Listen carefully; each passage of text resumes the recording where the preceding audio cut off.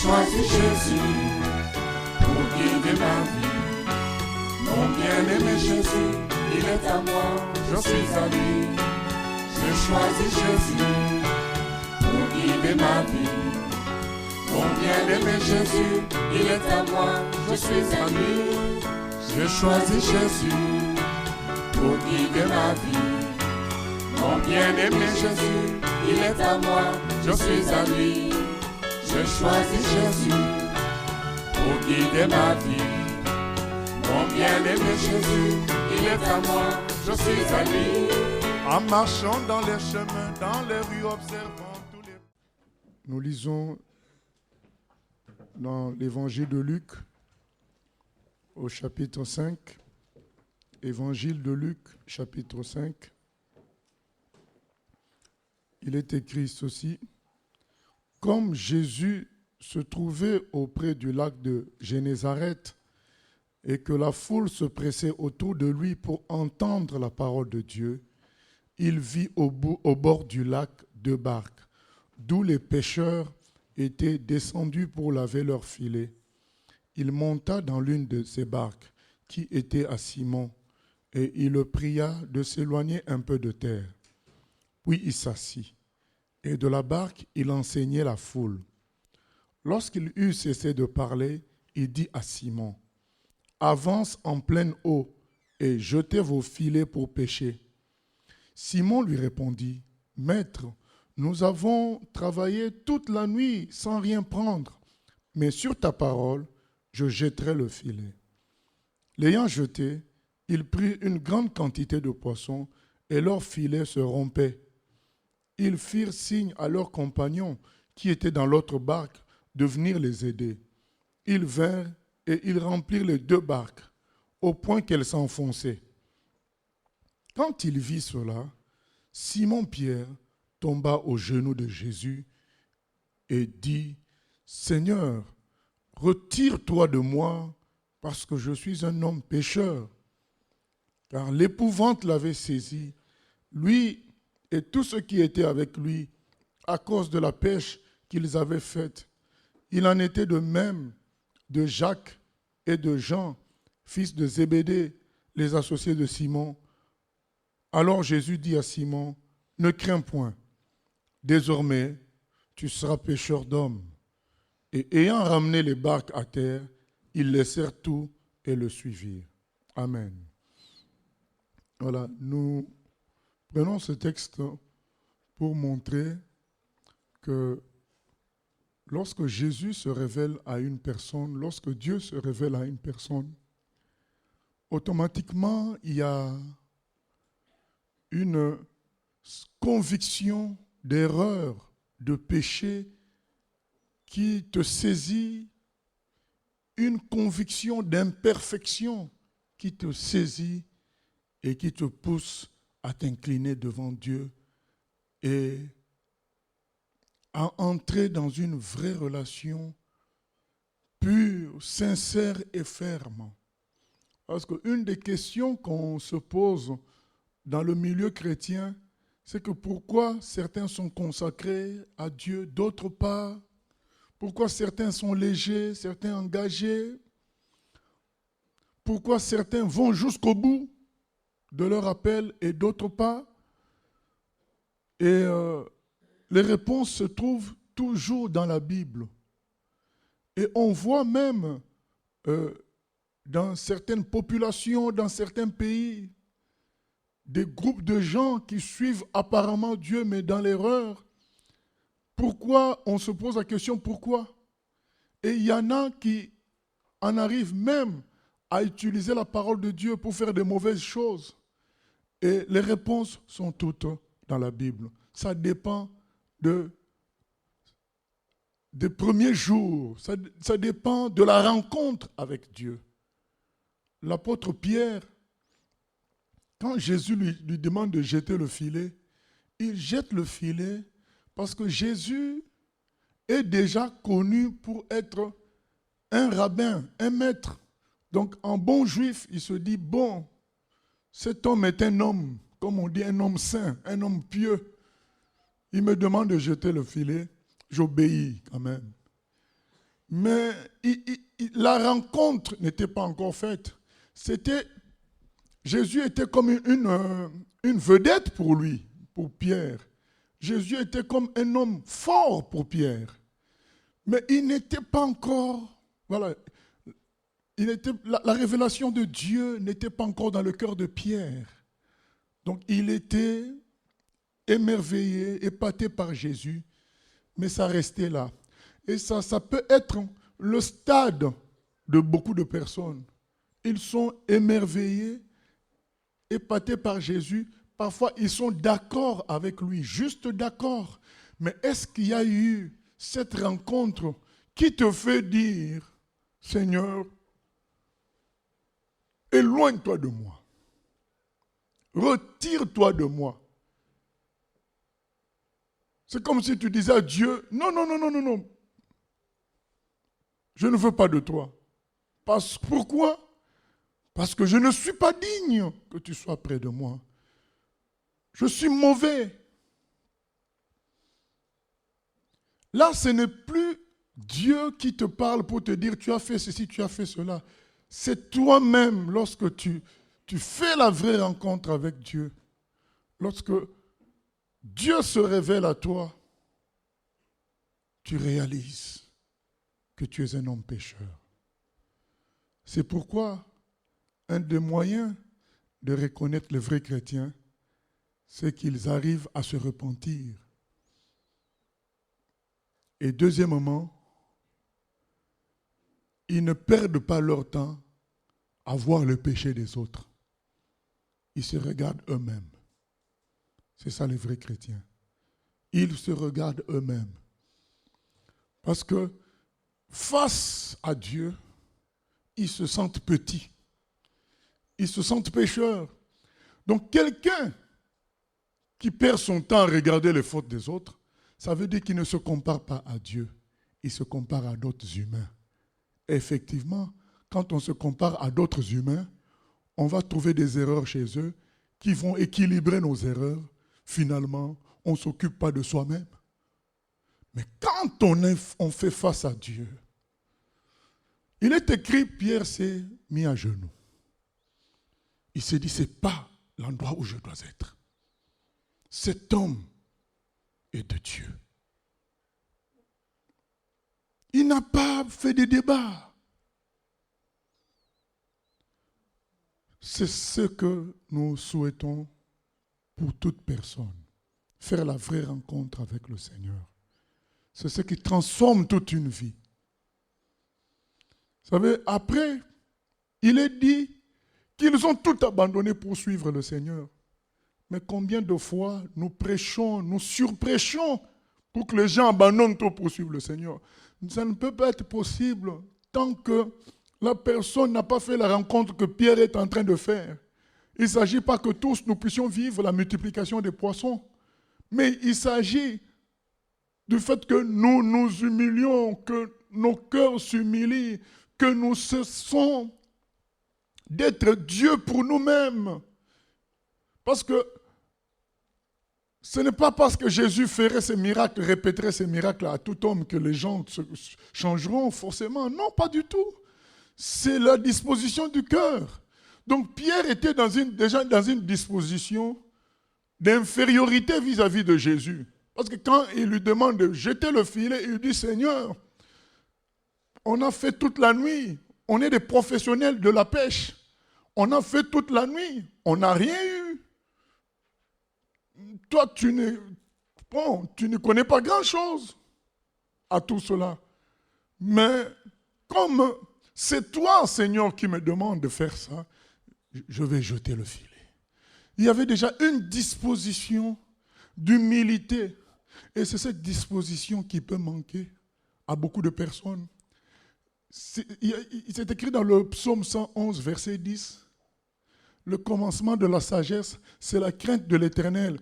C'est-à-dire que un homme qui ne se sent pas petit par rapport à l'univers, par rapport à la vie, par rapport à l'humanité, il ne se sent pas petit. Il aura du mal aussi à rencontrer le Seigneur. Parce que cette crainte de départ n'est pas là. L'apôtre Pierre avait cette crainte de Dieu, de départ. Il avait un départ. Donc il s'est dit, bon, je jette le filet puisque le maître le dit. Après, quand il y a les poissons qui sont multipliés, il reçoit la révélation de Dieu.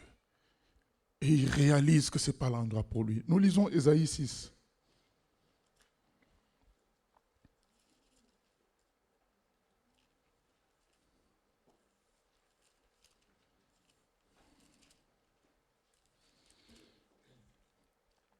Ésaïe 6.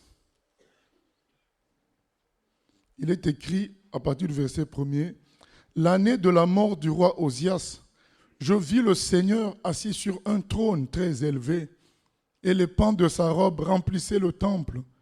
Des séraphins se tenaient au-dessus de lui. Ils avaient chacun 6 ailes. 2 dont ils se couvraient la face, 2 dont ils se couvraient les pieds, et 2 dont ils se servaient pour voler. Ils criaient l'un à l'autre et disaient, « Saint, Saint, Saint est l'Éternel des armées. Toute la terre est pleine de sa gloire. » Les portes furent ébranlées dans leurs fondements par la voix qui retentissait, et la maison se remplit de fumée. Alors je dis, « Malheur à moi, je suis perdu, car je suis un homme dont les lèvres sont impures. J'habite au milieu d'un peuple dont les lèvres sont impures, et mes yeux ont vu le roi, l'Éternel des armées. » Mais l'un des séraphins vola vers moi, tenant à la main une pierre ardente qu'il avait prise sur l'autel avec des pincettes. Il en toucha ma bouche et dit, « Ceci a touché tes lèvres. Ton iniquité est enlevée et ton péché est expié. » J'entendis la voix du Seigneur disant, « Qui enverrai-je et qui marchera pour nous ?» Je répondis, « Me voici, envoie-moi. » Il dit alors, voilà, va et dit à ce peuple, il lui donne la mission. La même chose qui est arrivée à Pierre. Ésaïe, un jour dans sa vie, il contemple la gloire de Dieu. Il contemple la grandeur de Dieu. Automatiquement, il s'humilie. Il dit, je suis perdu. Qu'est-ce que je fais ici? Et il crie. Mais le Seigneur lui dit, calme-toi. Il envoie un séraphin. Le séraphin le purifie. Et le Seigneur après il pose la question, qui enverrai-je? Est-ce qu'on ne voit pas le lien? Servir Dieu et la vraie rencontre avec Dieu, c'est lié. C'est lié. On ne peut pas vraiment servir Dieu si on n'a pas fait la vraie rencontre avec lui. Servir Dieu, je parle du vrai service. Je ne parle pas d'avoir des titres et de faire des activités. Je parle du service où on est consacré. Et on a des exemples comme Paul, comme Pierre. On a des exemples à notre époque aussi, comme les Jackie Pullinger, comme Gulshan, Esther. C'est des gens qui ont rencontré Dieu. Mais est-ce que ça veut dire qu'il faut rencontrer Dieu comme Ésaïe l'a vu, avec gloire et puissance? Non. Dieu se révèle au cœur. Ce n'est pas une question de manifestation extraordinaire, fantastique. C'est une question de cœur. Dieu va toucher ton cœur. Le centenier romain, dans Luc chapitre 7, il n'avait pas vu le Seigneur. Mais il savait qui était le Seigneur. Il a dit, je ne suis pas digne que tu viennes chez moi. Fais tes affaires là-bas. Mais qu'est-ce que le Seigneur a dit? Même en Israël, je n'ai pas trouvé une aussi grande foi. C'est lié. La marche avec le Seigneur, c'est lié à la rencontre avec lui. Qu'est-ce que tu as vu dans le Seigneur? Qu'est-ce qui s'est passé en toi? Et normalement, c'est ce qui doit arriver. Quand on est face au Seigneur, on réalise qu'on est mal, qu'on est pécheur, qu'on est mauvais. Parce que le Seigneur est si pur, si grand, si bon, Et quand on fait face à lui, automatiquement on s'humilie. Automatiquement on dit, ce n'est pas ma place. Maintenant, quand on réalise finalement que lui, il nous accepte, ben on lui devient redevable à l'infini. Parce qu'on se dit, mais ce n'était pas ma place. Pourquoi il me prend? Et nous connaissons l'histoire de notre frère Paul, qui persécutait l'Église, qui frappait les chrétiens, les emprisonnait. Et il rencontre le Seigneur sur le chemin de Damas. Il se dit, aïe, même réaction, je suis perdu. Qui es-tu, Seigneur? Le Seigneur dit, je suis Jésus que tu persécutes. Ah, qu'est-ce que je veux faire maintenant? Le Seigneur lui dit, va dans la ville, on te dira ce que tu as à faire. Paul, qui était un homme instruit dans les écrits bibliques, il allait être obligé d'être enseigné par des gens sans instruction. Mais pourquoi il accepte ça? Parce qu'il a rencontré le Seigneur. C'est tout, hein? Il a rencontré le Seigneur, il sait que désormais lui n'est rien du tout. Et il va suivre maintenant le Seigneur. Ce que le Seigneur dira, il fera. Pourquoi il y a tant de freins à suivre Dieu? Il y a un problème de rencontre aussi avec le Seigneur. Beaucoup suivent le Seigneur comme on applaudirait un grand footballeur, comme on suivait un grand mathématicien, un grand savant. Nous, quand on était en terminale, on était au lycée, on avait chacun un savant qu'on admirait, que ce soit en physique, en maths. Voilà, beaucoup suivent le Seigneur dans cet esprit-là, comme dans une relation d'homme à homme. Mais le Seigneur, c'est Dieu. Ce n'est pas un homme pour qu'on soit en relation avec lui dans la logique d'homme à homme. On va discuter, on va polémiquer. On va remettre au lendemain ce qu'on doit faire aujourd'hui. Non. Avec le Seigneur, quand tu as rencontré le Seigneur, tu sens tout de suite que tu es petit. Tu es rien du tout. Et tu le laisses désormais faire. Tu le laisses désormais diriger ta vie parce que tu as compris à qui tu avais affaire. Pourquoi tant de difficultés à trouver des chrétiens qui laissent Dieu faire? Parce qu'ils n'ont pas vraiment rencontré le Seigneur. Mais pourtant le Seigneur est bien là. Mais les yeux sont obscurcis par beaucoup de réflexions humaines, beaucoup de convoitises, beaucoup de logique charnelle. Il n'y a pas un départ comme Pierre pour dire « Ah, cet homme, il est un homme de Dieu. » Après la suite vient. Il n'y a pas un départ comme Paul nous dit dans Romains 1,18 pour dire « Mais non, mais si, quand je regarde le ciel et la terre, je vois l'ouvrage de Dieu. Mais Dieu, s'il existe, il est vraiment tout puissant et grand. Et donc, je dois m'humilier devant lui. C'est ainsi que quand lui, il va se révéler à toi, le contact est fait. Tu réalises qui il est. Tout de suite, il y a en toi l'appel qui retentit. Vous savez, nous tous, on a été des chrétiens canards boiteux, un pied dedans, un pied dehors. Et je vous dis, tant que j'étais chrétien canard boiteux, je n'avais jamais entendu l'appel de Dieu. Mais le jour où, ayant échoué 2 années de suite en 3e mathématiques à cause d'une vie de légèreté, j'ai dit, Seigneur, pourquoi m'as-tu abandonné? Puisque j'allais quand même à l'église, mais en même temps, on avait un orchestre du monde où je chantais. Et j'ai entendu une voix qui m'a dit, est-ce que tu as le droit de dire ce que tu dis là? Directement, j'ai compris à qui j'avais affaire. Il y a eu, vous savez, tout le monde n'a pas besoin. Ésaïe a vu, Paul a vu, mais moi, je n'ai pas vu. J'ai entendu une voix. Mais quand cette voix-là parle, ou bien quand tu vois, ou bien quand tu entends quelqu'un d'autre parler de lui et que Dieu se révèle à toi, parce que quels que soient les moyens, Dieu peut se révéler à toi. Dieu peut se révéler à toi parce que quelqu'un parle de Dieu. Tu n'as pas entendu Dieu directement, mais quelqu'un parle de lui. Et Dieu se révèle à toi. C'est Dieu qui sait comment faire. Quand j'ai entendu tout ça, j'ai compris que j'étais perdu. Mais en même temps, j'ai compris qu'on me donnait une opportunité. Que veux-tu? Continue avec ta vie ou bien vraiment me suivre?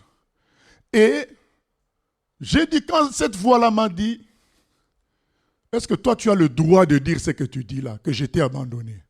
Quand j'ai entendu ça, j'ai dit, Seigneur, à partir d'aujourd'hui, je veux te servir à 100%. Je ne veux plus qu'il y ait des déchets, des petites choses à gauche, à droite. Je m'engage, je m'abandonne entre tes mains. C'est fini. Quand j'ai dit cette phrase-là, la voix ne m'a pas répondu. Mais j'ai senti en moi que j'étais mis à part pour servir le Seigneur et que j'allais, et que pour vraiment bien servir le Seigneur, il fallait que je comprenne que ma vie était sacrifiée. À partir de ce moment-là, moi qui étais habitué au débat et aux polémiques sur les matchs de football, j'étais devenu comme un agneau et les gens ont commencé à dire que je suis devenu bête. Non, ce n'est pas ça. C'est qu'en réalité, oui, j'ai réalisé que j'étais bête. De ne pas connaître Dieu, de ne pas le respecter, de ne pas savoir à qui j'avais affaire. Et quand j'ai su qui j'étais, parce que j'ai rencontré le véritable, ben, j'étais prêt maintenant à m'humilier et à me laisser marcher sur les pieds par tout le monde. Parce que, de toute façon, j'étais petit à ses yeux, donc je suis petit en réalité, et donc tout le monde a l'autorisation de me marcher sur les pieds. Mais quand on n'a pas fait cette rencontre, on va discuter, on va chercher à se défendre, on va chercher à être le meilleur. Mais quand on a fait cette rencontre, on sait qu'on n'est pas le meilleur, on est le plus petit. C'est pourquoi le Seigneur dit, quand tu arrives dans une fête, mets-toi à la dernière place. C'est ainsi qu'on te dira, avance par le maître de la fête. Quand tu as fait cette rencontre avec Dieu, automatiquement, bien aimé, je dis, tu reçois l'appel de Dieu. Parce que c'est une rencontre qui ébranle une vie. Ça t'ébranle. Tu sais à qui tu as affaire. Nous devons sortir de la routine de la religion. Nous devons rencontrer le Seigneur. Et quand tu le rencontres, tu n'es plus la même personne. Il y a l'esprit de repentance qui te saisit directement. Nous nous souvenons de Khalid, cet Égyptien terroriste, à qui on avait donné beaucoup d'argent pour faire un livre, afin de contredire la Bible. Mais quand il faisait les livres pour contredire la Bible, il a fini par se rendre compte que c'est la Bible qui est vraie. Et il a commencé à faire un livre pour contredire le Coran. Et on l'a attrapé, on a failli le tuer par son maître. Et cette nuit-là, il a rencontré le Seigneur. Parce qu'entre-temps, il avait perdu pendant la journée sa Bible. Et quand son maître a voulu le tuer, il a été sauvé par sa mère. Et la nuit, il prie le Seigneur. Il dit, Seigneur, regarde maintenant la situation dans laquelle je me trouve. Oh Dieu, regarde la situation. Vous savez, c'était un homme sincère. Il voulait servir Dieu. Il faut qu'il y ait un départ. Le départ, c'est cela. Est-ce qu'on est sincère? Quand on est déjà dans un départ où on veut utiliser Dieu pour résoudre nos problèmes, on veut utiliser Dieu pour être riche, on veut utiliser Dieu pour nos besoins humains, on est dans un mauvais départ. Donc même quand le Seigneur est en face de nous, on ne va pas le voir. on ne va pas le rencontrer. Mais cet homme était dans un bon départ, il voulait servir Dieu, mais il était dans l'erreur comme Paul. Alors le Seigneur lui apparaît. Il dit, Khalid, c'est moi la vérité. Mais, il dit, mais Seigneur, qu'est-ce que je veux faire? D'ailleurs, j'ai perdu ma Bible aujourd'hui. Le Seigneur lui dit, regarde dans ton armoire, il y a ta Bible, puisque la Bible ne peut jamais être perdue. Et quand le Seigneur s'en va, Khalid ouvre son armoire, il trouve la Bible. Il s'émerveille de joie. Il tourne les pages, c'est bien sa Bible. Le Seigneur lui a ramené ça dans son armoire. Et le matin, première chose, il commence à aller embrasser les clochards, les gens sales, les gens qu'il rejetait autrefois. Et il est parti frapper à la porte des chrétiens qu'il persécutait autrefois pour demander pardon. Parce que tu ne peux pas rencontrer le Seigneur et être incapable de demander pardon. Il y a un souci, il y a un problème. Il est parti chercher tous ceux qu'il avait injuriés, tous ceux qu'il avait fait souffrir, pour dire, je ne savais pas ce que je faisais. Aujourd'hui, j'ai rencontré Jésus. Les chrétiens étaient fous de joie. Cette rencontre transforme et on se met au service de Dieu. On ne peut pas rencontrer le Seigneur et ne pas se repentir. Je parlais avec une dame qui se sentait malheureuse dans sa vie. Elle n'était pas bien, mais ça faisait 10 ans qu'elle était chrétienne. Et je lui dis, mais comment tu es devenue chrétienne? Elle a dit, moi, j'ai fait de la magie, j'ai fait telle chose, j'ai fait telle chose. Mais dans tout ça, moi, je cherchais vraiment Dieu, mais en faisant toutes ces bêtises. Et le jour où j'ai entendu une prédication dans une église évangélique, j'ai dit, mais c'est ça qu'il me faut. Et puis c'est comme ça qu'elle a continué sa vie. Je dis, mais je comprends, quand j'entends ton histoire, tu t'es jamais repenti. Réellement, tu n'as jamais vraiment demandé pardon. En fait, pour toi, tu étais déjà comme Jésus, mais tu ne le savais pas. Et le jour où tu entends une prédication dans une église évangélique, tu dis, mais je suis d'accord avec ça comme un parti politique. Je suis d'accord, mais tu n'as pas réalisé que tu étais pécheur. Elle a dit, mais ça doit être ça le problème. Moi, je dis, mais c'est ça le problème, parce que tu es encore dans l'orgueil. Mais elle me dit, mais je ne faisais pas de mal avant. Je dis, mais tu as fait de la magie? Oui, mais je ne savais pas.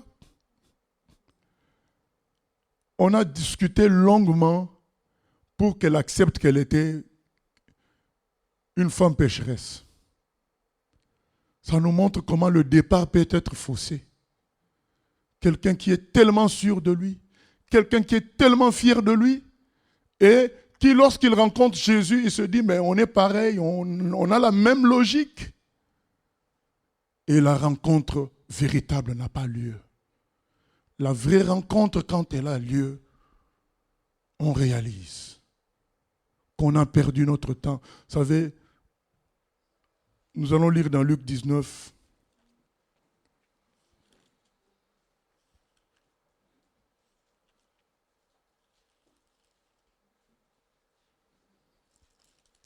Luc 19.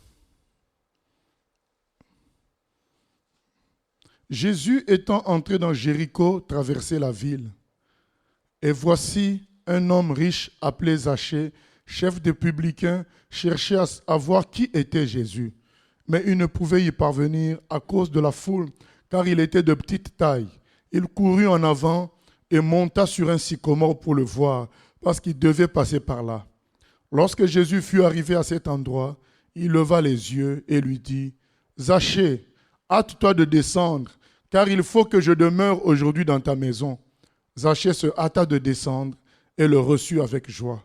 Voyant cela, tous murmuraient et disaient, « Il est allé loger chez un homme pécheur. » Mais Zachée, se tenant devant le Seigneur, lui dit, « Voici, Seigneur, je donne aux pauvres la moitié de mes biens, et si j'ai fait tort de quelque chose à quelqu'un, je lui rends le quadruple. » Jésus lui dit, « Le salut est entré aujourd'hui dans cette maison, parce que celui-ci est aussi un fils d'Abraham, car le Fils de l'homme est venu chercher et sauver ceux qui étaient perdus. Amen. Zachée, un homme riche, beaucoup d'argent, mais à la recherche quand même du vrai bonheur. Il entend parler de Jésus, il fait un premier pas d'humilité, il monte sur un arbre. Ce premier pas est important pour que Dieu se révèle à toi. Un premier pas d'humilité pour reconnaître que non, je ne suis pas si fort que ça, même si tout le monde m'applaudit, même si tout le monde me trouve l'homme le plus fort, le plus intelligent. Moi, il faut un premier pas où toi-même tu reconnais qu'il y a un problème. Mais lorsque tu te donnes totalement raison, il y a un souci. Il y a un problème. Et Zachée, il monte sur l'arbre, manifestant ainsi la soif de contempler ce Jésus dont il a entendu parler. Qui est-il? Et Dieu qui lit dans les cœurs, il va se manifester.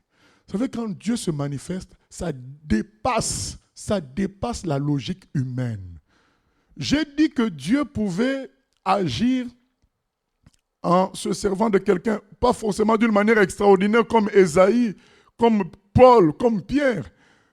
Quand je dis d'une manière extraordinaire, selon la logique humaine, mais ça restera toujours extraordinaire. Ça restera quelque chose que tu ne peux pas quantifier humainement, tu ne peux pas expliquer humainement. Quand Dieu va te parler, tu ne peux pas expliquer humainement. Parfois, tu ne vas pas entendre de voix, mais tu vas réaliser tout simplement qu'il y a une force en toi qui te fait dire quelque chose.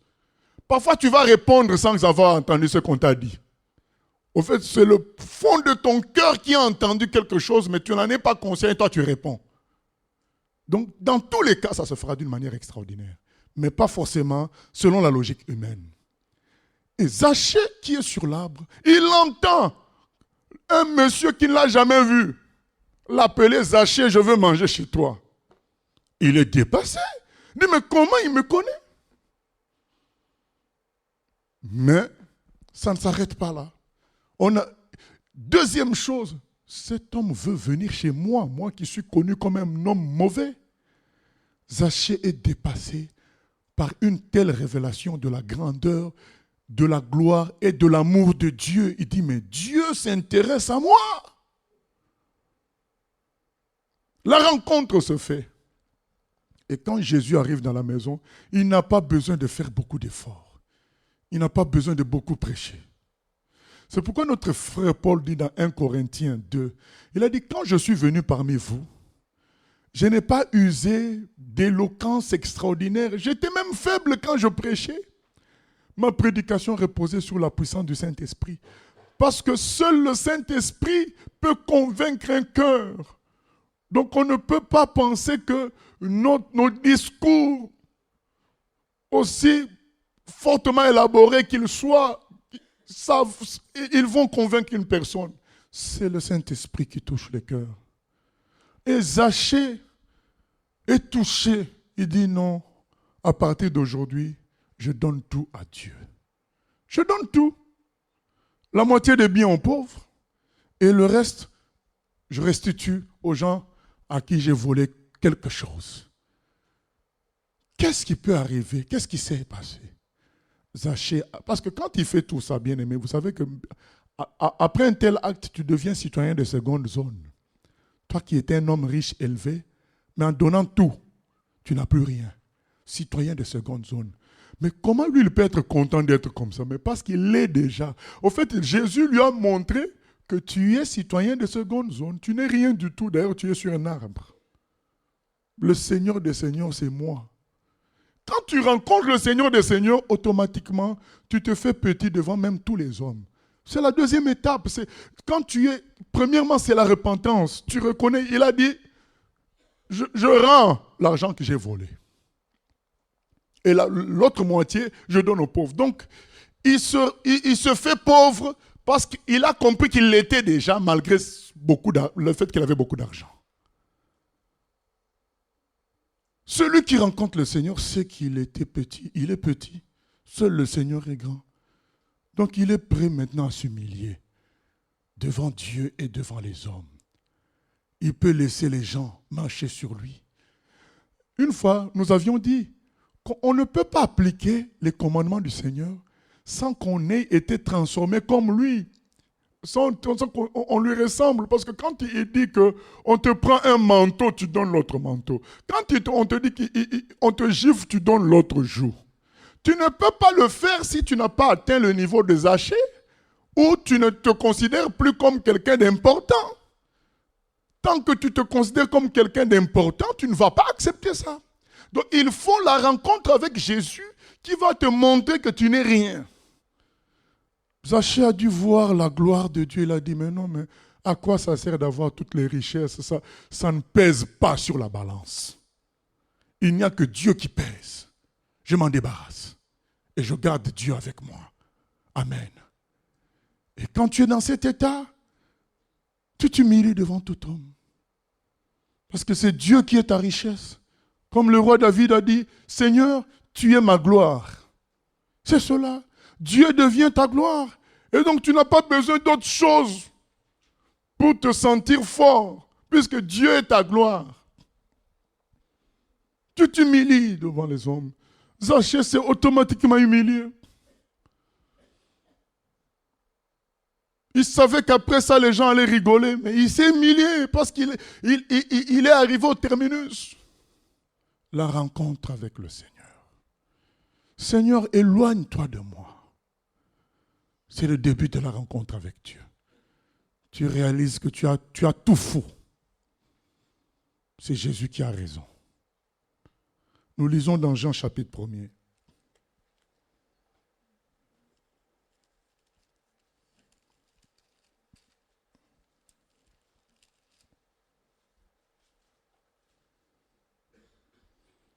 À partir du verset 40. André, frère de Simon-Pierre, était l'un des deux qui avait entendu les paroles de Jean et qui avait suivi Jésus. Ce fut lui qui rencontra le premier son frère Simon. Et il lui dit, « Nous avons trouvé le Messie, ce qui signifie Christ. » Et il le conduisit vers Jésus. Jésus, l'ayant regardé, dit, « Tu es Simon, fils de Jonas, tu seras appelé Céphas, ce qui signifie Pierre. » Le lendemain, Jésus voulut se rendre en Galilée et il rencontra Philippe. Il lui dit, « Suis-moi. » Philippe était de Bethsaïda, de la ville d'André et de Pierre. Philippe rencontra Nathanaël et lui dit, « Nous avons trouvé celui de qui Moïse a écrit dans la loi et dont les prophètes ont parlé, Jésus de Nazareth, fils de Joseph. » Nathanaël lui dit, « Peut-il venir de Nazareth quelque chose de bon? » Philippe lui répondit, « Viens et vois. » Jésus, voyant venir à lui Nathanaël, dit de lui, « Voici vraiment un Israélite dans lequel il n'y a point de fraude. »« D'où me connais-tu » lui dit Nathanaël. Jésus lui répondit, « Avant que Philippe t'appelle, quand tu étais sous les figuiers, je t'ai vu. » Nathanaël répondit et lui dit, « Maître, tu es le Fils de Dieu, tu es le roi d'Israël. » Jésus lui répondit, « Parce que je t'ai dit que je t'ai vu sous les figuiers, tu crois, tu verras de plus grandes choses que celles-ci. » Et il lui dit, « en vérité, vous verrez désormais le ciel ouvert et les anges de Dieu monter et descendre au-dessus du Fils de l'homme. » Amen. Jésus dit à Nathanaël, ça c'est rien, parce que Nathanaël est touché par le miracle du Seigneur. Comment le Seigneur a pu le voir alors qu'il était loin. Il s'est dit non, ça c'est vraiment le Fils de Dieu. Mais bien aimé, ce n'est pas parce que Nathanaël a été touché que tout le monde va être touché. C'est le Seigneur qui se révèle au cœur. Au cœur qui fait le pas de s'humilier. Dans Luc 10, 22, c'est écrit, personne ne peut connaître le Fils si ce n'est le Père qui lui révèle. Et vice-versa, personne ne peut connaître le Père si ce n'est le Fils qui le lui révèle. Nathanaël est touché par Dieu. Il dit, là, j'ai rencontré maintenant le Fils de Dieu. Parce que son cœur était disposé, parce que Jésus dit, il dit de lui qu'il est un juif sans fraude. Le cœur de Nathanaël était sans fraude, sans complication dans le cœur. C'était un cœur sincère. Il n'était pas un homme parfait, mais il avait un cœur sincère. Il cherchait vraiment Dieu sincèrement. Il ne cherchait pas à faire de la religion. Il ne cherchait pas à se sentir bien en allant à l'église. Non, il voulait de Dieu vraiment. C'est pourquoi Jésus dit, voilà un Israélite sans fraude. Et Jésus lui dit, tu verras de plus grandes choses. Automatiquement, il y a l'appel. Dès que tu rencontres Dieu, il y a l'appel directement. Parce que tu deviens dans son camp, tu es transporté dans son camp, automatiquement, il y a l'appel. Automatiquement. Joseph a été appelé à 17 ans quand il était déjà petit, il voit le songe. Parce que son cœur était disposé. Automatiquement. Mais il faut s'humilier. Pour que cette rencontre soit possible, il faut s'humilier. Il faut considérer qu'on a tout faux. Cette rencontre-là deviendra possible. Mais tant qu'on vient avec nos bagages, il y a un blocage. Ça peut être même des bagages spirituels. Nous lisons Luc 18.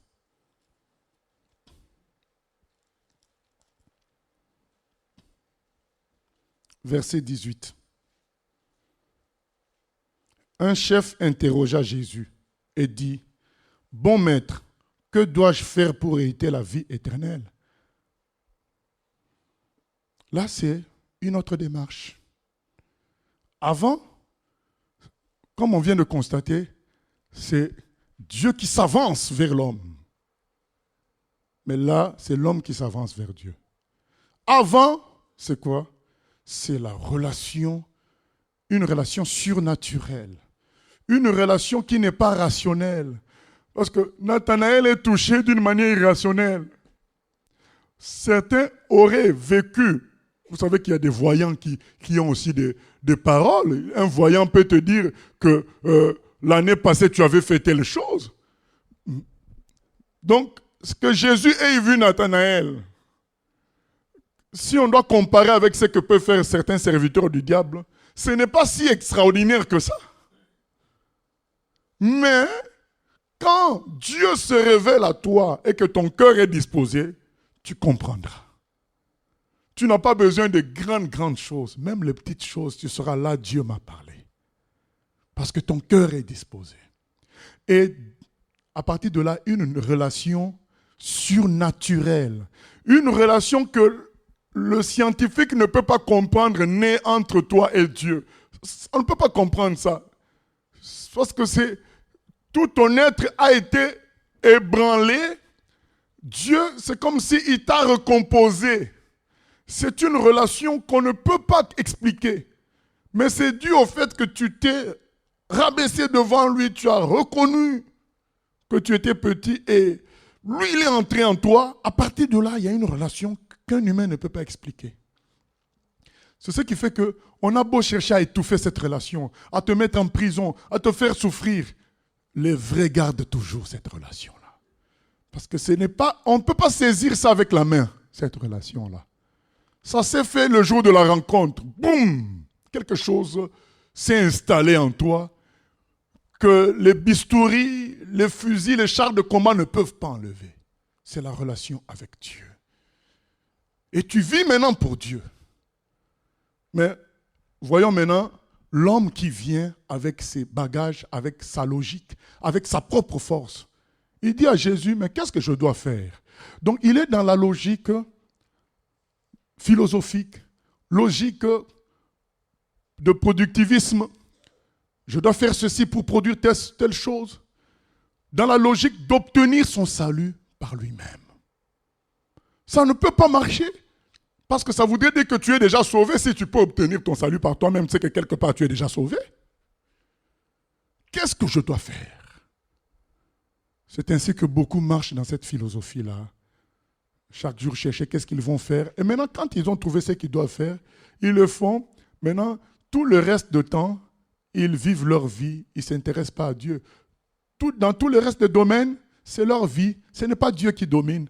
Puisqu'ils ont déjà fait. S'il fallait payer à la dîme, ils ont déjà fait. S'il fallait ne pas mentir, ils n'ont pas menti. Ils n'ont pas menti. S'il fallait ne pas frapper, ils n'ont pas frappé. Donc, je dis, bon, j'ai fait ce qu'il fallait. Maintenant, tout le reste, c'est ma vie. Et il n'y a pas eu la rencontre. Et Jésus lui dit, au verset 19, Jésus lui répondit, « Pourquoi m'appelles-tu bon? Il n'y a de bon que Dieu seul. Tu connais les commandements. Tu ne commettras point d'adultère, tu ne tueras point, tu ne déroberas point, tu ne diras point de faux témoignages. Honore ton père et ta mère. J'ai, dit-il, observé toutes ces choses dès ma jeunesse. » Jésus, ayant entendu cela, lui dit, « Il te manque encore une chose. Vends tout ce que tu as, distribue-le aux pauvres, et tu auras un trésor dans les cieux. Puis viens et suis-moi. » Lorsqu'il entendit ces paroles, il devint tout triste, car il était très riche. Jésus, voyant qu'il était devenu tout triste, dit qu'il est difficile à ceux qui ont des richesses d'entrer dans le royaume de Dieu. Car il est plus facile à un chameau de passer par le trou d'une aiguille qu'à un riche d'entrer dans le royaume de Dieu. Ceux qui l'écoutaient dirent, « Et qui peut être sauvé ?» Jésus répondit, « Ce qui est impossible aux hommes est possible à Dieu. » Amen.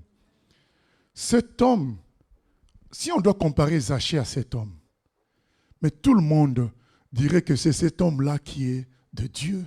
Tout le monde qualifierait cet homme pour le ciel tout de suite, parce que cet homme accomplissait toute la loi juive. Il donnait l'aumône, il donnait l'argent, il faisait tout. Et lui-même, il s'intéresse à Dieu. Alors que Zachée était dans sa vie de débauche, de vol. Mais avec un cœur perturbé, cherchant, se disant quand même, il doit y avoir une voie meilleure que celle que moi je vis. Et Zachée n'osait même pas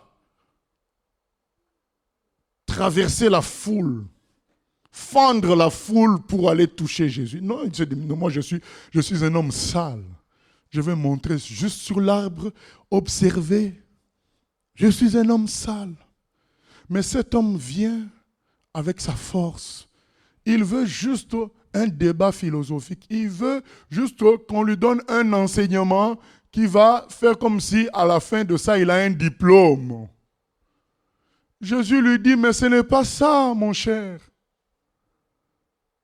Si tu veux vraiment aller au ciel, vends tous tes biens et suis-moi.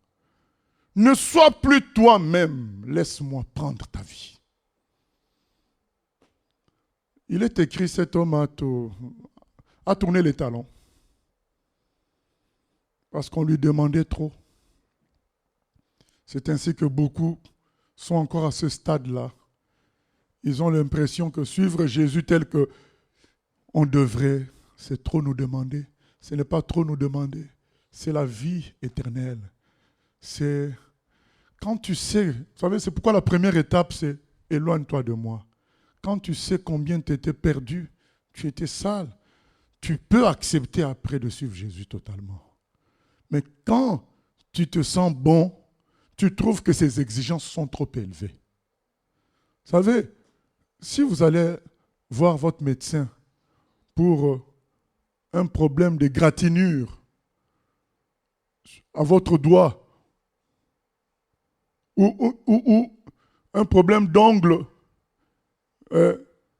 qui pousse mal, il faut juste bien couper ça, bien arranger.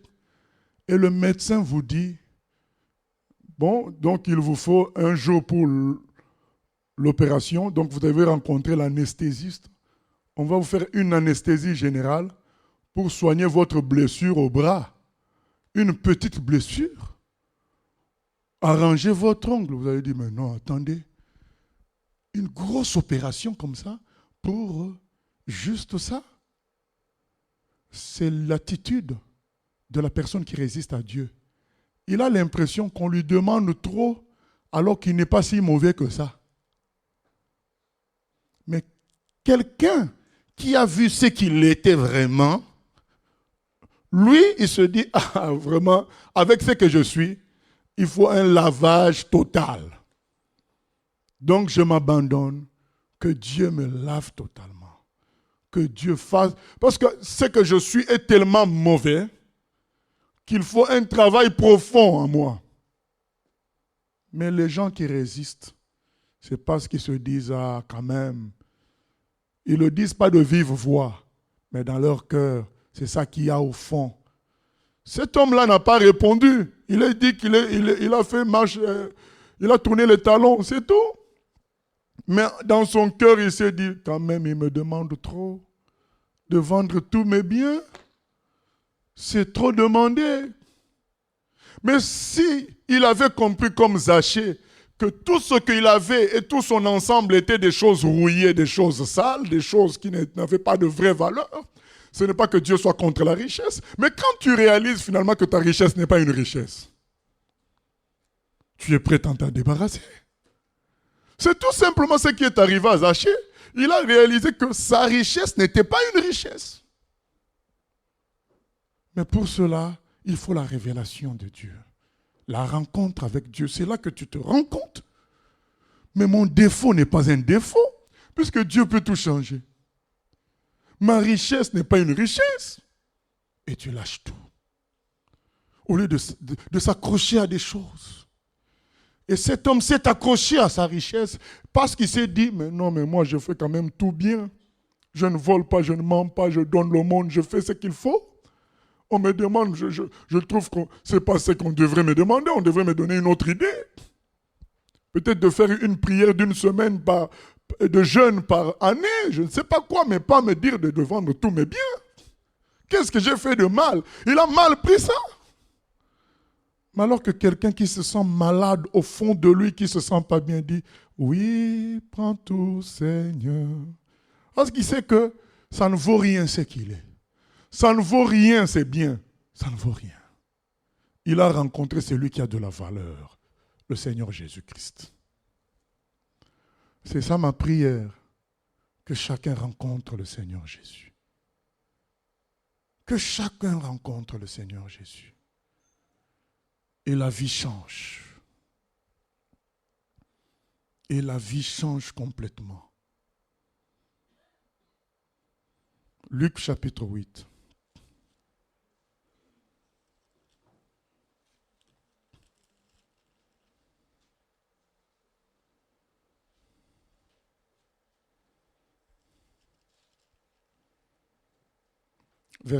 À partir du verset 26. Ils abordèrent dans le pays des Géraséniens, qui est vis-à-vis de la Galilée.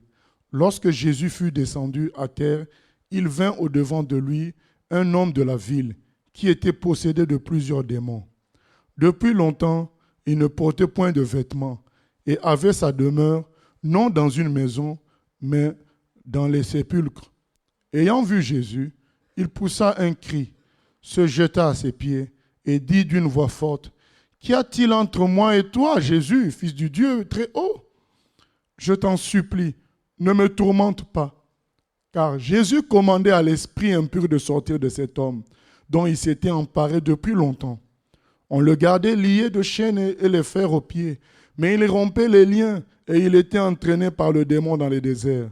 Jésus lui demanda, « Quel est ton nom? » « Légion, répondit-il, car plusieurs démons étaient entrés en lui.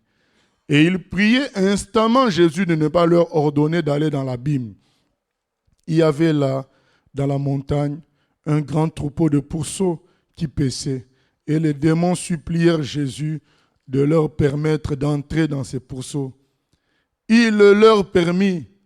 Les démons sortirent de cet homme, entrèrent dans les pourceaux, et le troupeau se précipita des pentes escarpées dans le lac et se noya.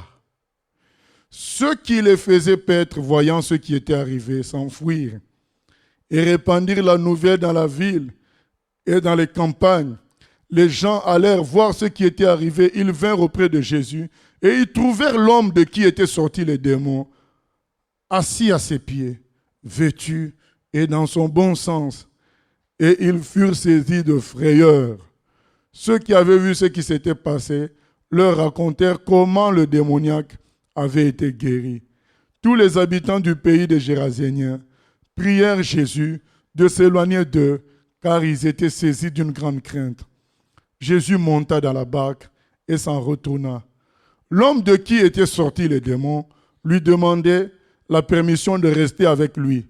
Mais Jésus le renvoya en disant, « Retourne dans ta maison et raconte tout ce que Dieu t'a fait. » Il s'en alla et publia par toute la ville tout ce que Jésus avait fait pour lui. À son retour, Jésus fut reçu par la foule, car tous l'attendaient. Amen. Cet homme dépassé, possédé, dormant dans les cimetières, se faisant du mal soi-même, lorsqu'il rencontre Jésus, Jésus le libère de tout ça. Mais il est écrit, cet homme suppliait Jésus de rester avec lui. Il n'a pas pris ses jambes à son cou pour aller commencer une vie du monde qu'il n'avait pas vécu. Non. Reconnaissance totale. Il dit, Jésus m'a sauvé. Quand le Seigneur se révèle à toi, tu sais que tu es sauvé, tu étais perdu, tu le sens. Et les choses changent. Automatiquement, comme nous avons dit, il y a l'appel de Dieu. C'est automatique, hein? Jésus dit, c'est bon, va plutôt raconter ce que Dieu a fait pour toi.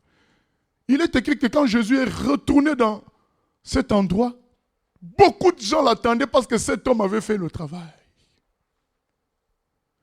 Automatiquement, sa vie était livrée au Seigneur parce que sa vie ne valait rien loin de Dieu.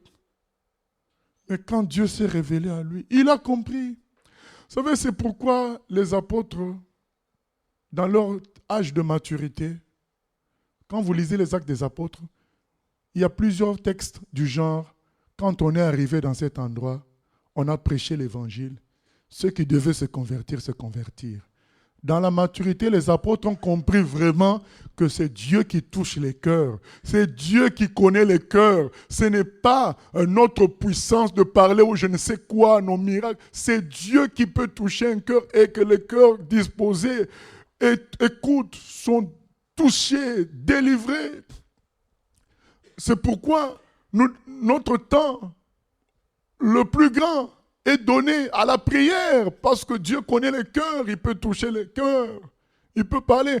Mais bien aimé, nous ne devons pas accepter qu'autour de nous, qu'il y ait la fausse chrétienté, qu'on suive Dieu faussement. Il faut qu'il y ait des vraies rencontres. Nous devons prier pour cela, qu'il y ait des vraies rencontres.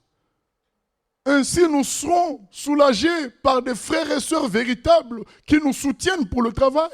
Nous ne devons pas chercher le nombre. Nous devons chercher la vraie rencontre avec le Seigneur.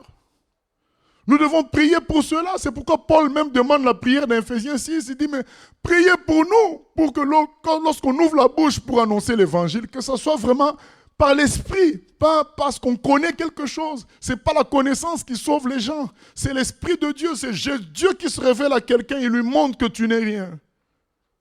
Viens à moi. Arrête. Et la personne lâche prise. Et nous parlons de tout ça pour que chacun aussi lâche prise s'il ne veut pas, il n'a pas encore lâché prise. Dire à Dieu, j'ai tout faux. Moi, je veux vivre la vraie rencontre avec toi. Comme Zachée. Je ne veux pas me contenter d'aller dans les églises, mais je veux vivre avec toi, Seigneur. Je veux le maximum.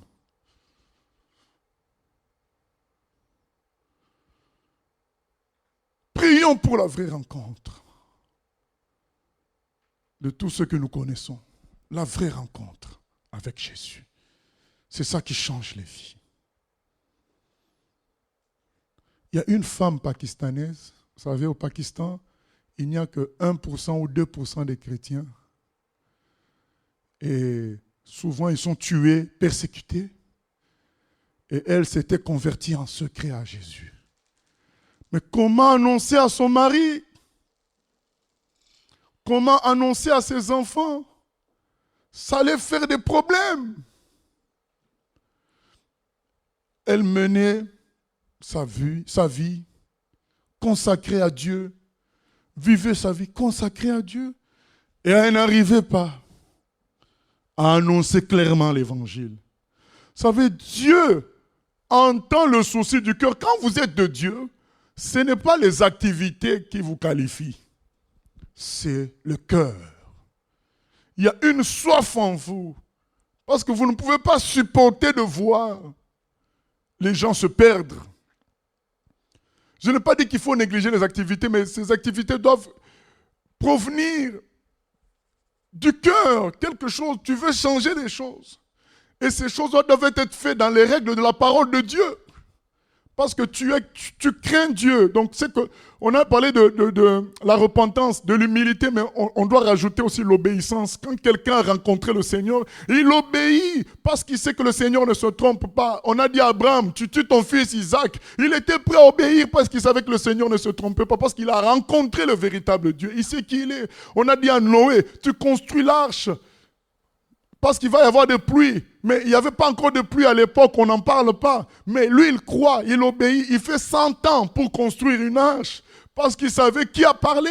Et notre frère Paul dit, je sais en qui j'ai cru. Quand on a fait cette rencontre, on sait. Et ça nous permet d'obéir. Mais quand on n'a pas vu vraiment cette rencontre, on a du mal à obéir.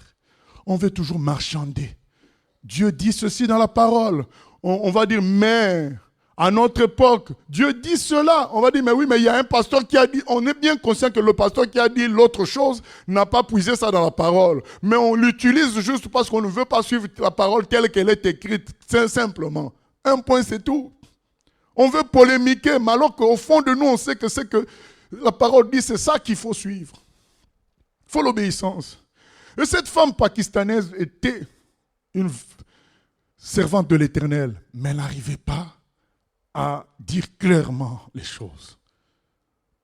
Et elle est morte très tôt. Et quelques temps après sa mort, il y a sa fille, je crois que c'est la plus petite, qui fait un rêve. Sa maman lui dit, allez à telle rue et à tel numéro, on va vous donner le passeport qui amène au ciel. Une fille ne connaît pas, elle ne sait pas ce qu'est un passeport. Elle se réveille, elle dit à son père et aux autres, maman est venue me voir pour me dire, allez à telle rue, à tel endroit, on va nous donner le passeport pour aller au ciel. Je dis, ah bon? Ben on va vérifier. Ils sont partis, toute la famille, à la rue et au numéro indiqué. Ils ont vu les chrétiens en train de prier. Ils ont dit, on nous a dit qu'ici, il y avait le passeport pour aller au ciel. Eh bien, effectivement, on ne vous a pas trompé. Jésus dit, je suis le chemin, la vérité et la vie. Le passeport qui amène au ciel.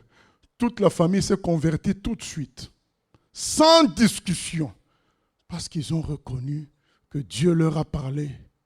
Dieu leur a parlé, parce qu'ils avaient un cœur disposée déjà par le travail fait par la servante de Dieu quand elle était vivante. Elle a fait un travail qui a produit cette soif. Et le jour où on dit passeport pour le ciel, toute la famille se convertit. Bien-aimés, c'est ça les vraies rencontres. Nous ne devons pas nous contenter des choses terrestres. Allons en profondeur avec Dieu. Qu'il y ait de vraies rencontres avec Dieu qui transforment les vies. Et si tu étais encore dans la religion, c'est le temps d'arrêter. Il faut demander à Dieu le 100%. Il y en a pour qui l'église est une parenthèse.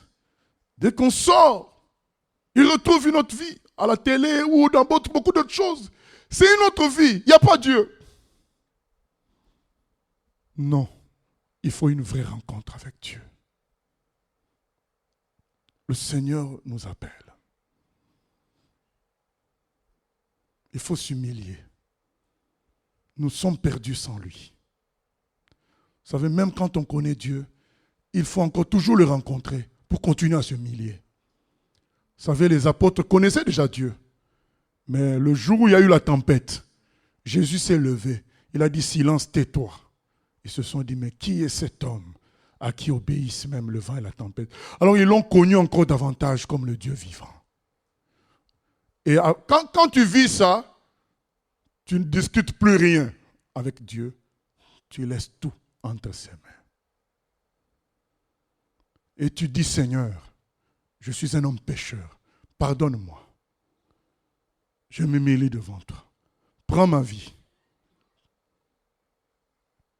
Je suis prêt à me laisser transformer par ton esprit pour obéir désormais à ta parole.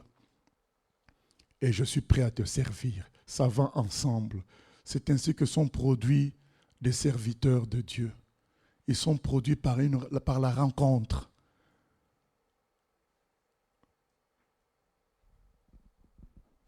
Cette rencontre va impressionner l'homme. Il va réaliser qu'il est pécheur, il est mauvais, que Dieu est bon et grand. Et il va s'humilier. Et en s'humiliant ainsi, il reçoit la vie de Dieu, qui l'amène à s'humilier maintenant devant tout le monde, parce qu'il sait qu'il est petit.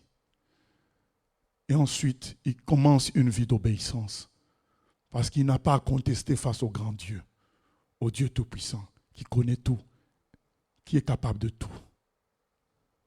Et après, il sert ce Dieu-là sans reculer.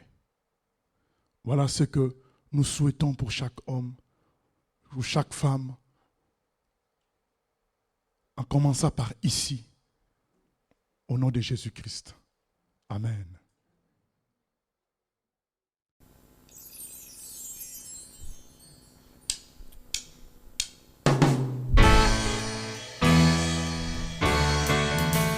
J'ai choisi Jésus pour guider ma vie. Mon bien-aimé Jésus, il est à moi, je suis à lui. J'ai choisi Jésus pour guider ma vie.